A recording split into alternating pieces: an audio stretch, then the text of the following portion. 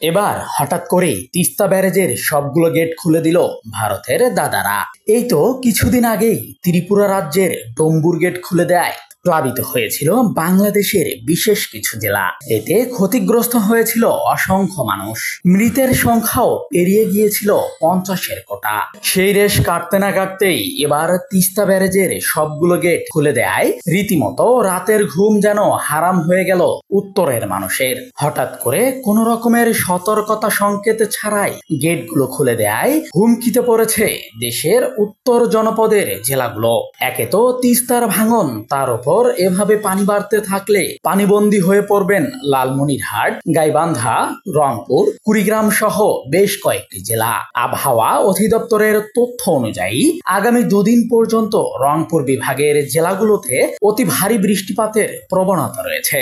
এর ফলে তিস্তা নদীর পানি আগামী দুদিন পর্যন্ত দ্রুত বৃদ্ধি পেতে পারে। এতে করে নদীর তীরবর্তী নিম্নাঞ্চল প্লাবিত হতে পারে। তিস্তার পানি বেড়ে গেলে বেড়ে যাবে ব্রহ্মপুত্র ও যমুনা নদীর পানিও। এতে করে প্লাবিত হবে বগুড়া, জামালপুর, টাঙ্গাইল ও সিরাজগঞ্জের নিম্নাঞ্চলও।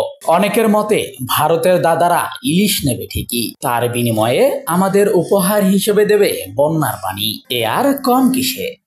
ডেস্ক রিপোর্ট, বার্তা বাজার।